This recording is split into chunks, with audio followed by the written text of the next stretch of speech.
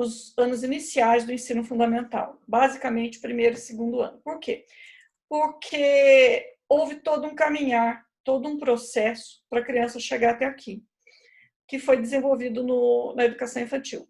Na educação infantil é quando a gente potencializa o uso físico das janelas, das portas de entrada, né, do conhecimento da criança, que é o olho, o ouvido, a boca, os sons, né, que a boca produz, e o tato, olfato e paladar, audição, todos os sentidos da criança são aguçados pelas atividades pertinentes ao universo da educação infantil, que vai aguçar os sentidos da criança, que é exatamente o elo principal, né, dessa composição do conhecimento. As portas de entrada de conhecimento, elas são, a princípio, sensoriais.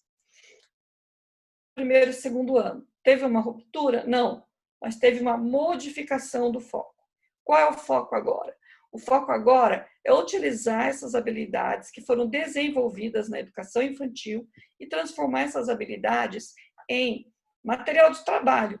Ou seja, a criança vai utilizar essa respiração que ela trabalhou, essa atenção e concentração que ela trabalhou através do toque e da visão, e diversos outros sentidos. Todo esse trabalho a partir dos sentidos, ele é muito abrangente, porque ele abraça vários pontos no corpo da pessoa. Então, ele abraça tanto aquela criança que tem problema motor, o nosso trabalho, né, desenvolvido na educação infantil, tanto as crianças que têm problema motor, quanto as crianças que têm problema no funcionamento mecânico de algum dos órgãos do sentido, por exemplo, os olhos, os ouvidos, a boca não fala, não ouve, não escuta ou não se movimenta, ou problema no processamento das informações, ok? Que são os atrasos mentais, as janelas, né, de linearidade de pensamento, aquele pensamento bipartido ou desestruturado. O bipartido, eu quer pão, ou eu pão, sem a ação. Ou então, eu bicicleta, parafuso, amanhã bolo. Esse é o pensamento desestruturado. E o bipartido é o que faltam os pedaços para completar a fala. O problema está na fala? Não, não está na fala. O problema está no processamento da informação. Esse daqui é o trabalho que vai começar a partir do primeiro e segundo ano. Antes do primeiro e do segundo ano, você trabalha isso também, mas trabalha no sentido sensorial. Agora, não. A partir do primeiro ano, a gente vai mexer com esse aparelho de processamento da criança. Então, vamos lá trabalhar? Os conteúdos que a gente trabalha nos anos iniciais, eles são basicamente os mesmos, tá? Vocês vão ver repetir em todas as slides. Que são elaboração e uso de regras, socialização, reflexo quanto estratégias utilizadas. Refletir sobre estratégia é uma coisa muito importante, porque a criança, ela realiza as estratégias mecanicamente. E você observar outras estratégias, adequar as suas, é o que leva à reflexão. Então, a reflexão ela é construída, nesse caso, a partir de observações de procedimentos, ou seja, é o mecânico incidindo sobre o reflexivo. Aí funciona. Contagem, registro, escrita de números e cálculos durante as partidas. Interpretação e uso de conceitos matemáticos, interpretação de conceitos da língua escrita, utilização de recursos, suporte de desenho, colagem para registrar jogadas. O que isso tudo vai fazer? Isso tudo vai fazer com que o tátil, que é típico da educação infantil, estimule o processamento, que é necessário no ensino fundamental. De que jeito que a gente vai fazer isso? Aqui nessa nossa proposta, através dos jogos. Quais as estratégias sua enquanto professor? Claro que vai ter estratégia durante a jogada, estratégia que a criança usou e a que o professor usou, ou que os pares usaram, e vai ter a sua estratégia enquanto professor de trabalhar com essa criança. Materiais como jogos, cruzadinha, quebra-cabeça, construção da palavra, frases, textos, através de alfabeto móvel e desenho, esse desenvolvimento de atividade, eles são basicamente manipulação de objetos mecânicos, objetos táteis, manipulação de objetos táteis, construção de procedimentos mecânicos. Então, qual a estratégia que você vai usar para trabalhar no jogo? Manipulação de materiais. Segunda estratégia, essa no primeiro, né? Manipulação de materiais e registro de pensamentos. Ah, mas pensamento é reflexão. Não, não é necessariamente. Você tem o pensamento mecânico e o pensamento reflexivo. Se eu bolei uma estratégia de jogada, a minha estratégia foi mecânica, a partir uma busca do objetivo pela distribuição das peças. Quando eu olho a sua, que é diferente da minha, e eu entendo as diferenças, eu vejo as diferenças, eu comparo as diferenças, aí é o reflexivo. Você parte do mecânico e vai para o reflexivo. Aí é que funciona. Registro também é um outro momento que o professor vai usar as estratégias dele. Atividades de registro serão realizadas em folhas para facilitar o manuseio e, ao final, poderão ser reunidas no portfólio pessoal do estudante. Ah, tá. O registro da minha jogada e o registro das diferenças da jogada do outro, o registro das jogadas do outro, ou o registro das diferenças de objetos utilizados, de procedimentos utilizados. Todos esses registros das diferenças compõem mais um rol de estratégias. Estratégias que eu usei, registro da minha jogada. O segundo, registro do pensamento.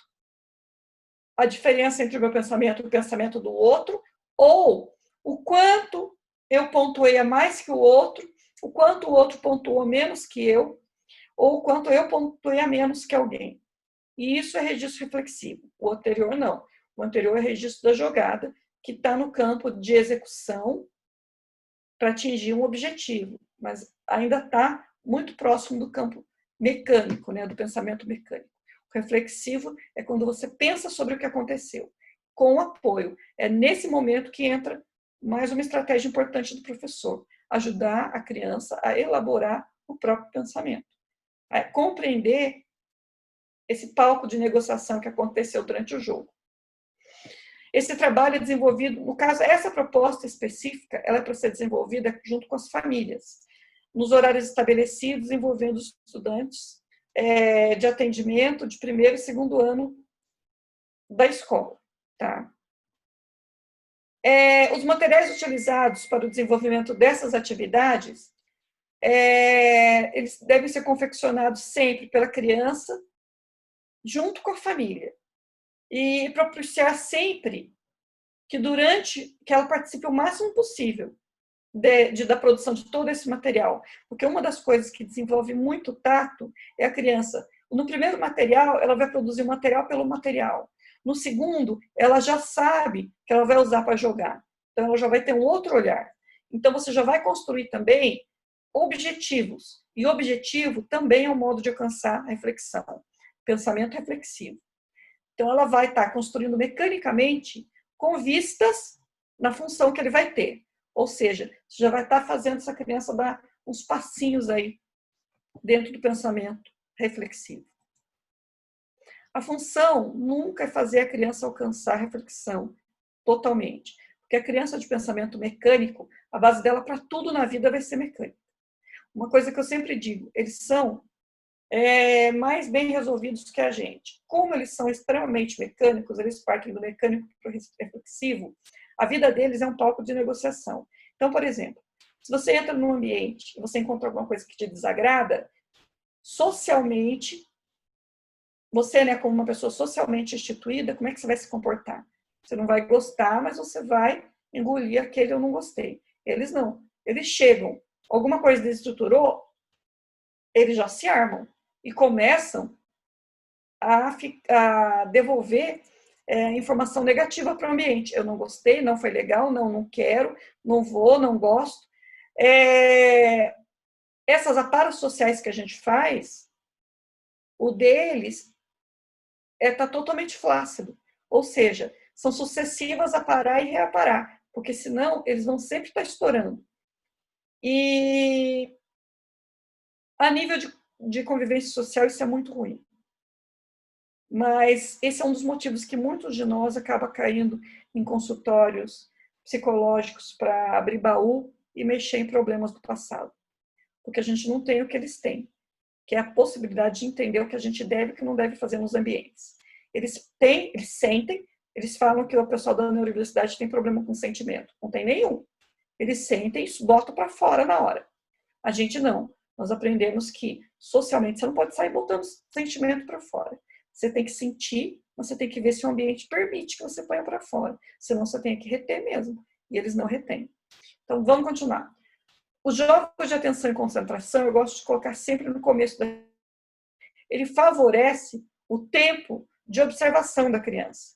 A atenção e concentração ajuda na fixação do olhar nos pontos do jogo. E fixar o olhar nos pontos do jogo é o que vai ajudar essa criança a não só compreender e pensar sobre o jogo, mas principalmente a participar efetivamente. A criança, se ela estiver circulando pela sala, olhando para cima, olhando para os lados, nem colocando a mão no material, não vai ter uma participação efetiva. Mesmo que você toque nas mãos dela e faça essa criança participar mecanicamente, o que eu não acho errado, a participação efetiva dela acontece se você já começar puxando uma atenção e concentração aí. Então, vamos lá. Os jogos de atenção e concentração, geralmente eu separo esses 4 para os primeiros anos, né? Logo para o início do ensino fundamental. Por quê? Porque é um período em que eles estão mais novinhos, é um período em que eles estão mais desconcentrados. Então, o Torre de Hanoi é altamente mecânico, Batalha dos Palitos é mecânico, esse cálculo mental de troca com tampinhas é muito bom e é mecânico, Corrida ao 10 também. Então, esse extremamente mecânico, o que vai fazer? Vai prender a atenção dessas crianças. Então, essa é uma estratégia muito poderosa.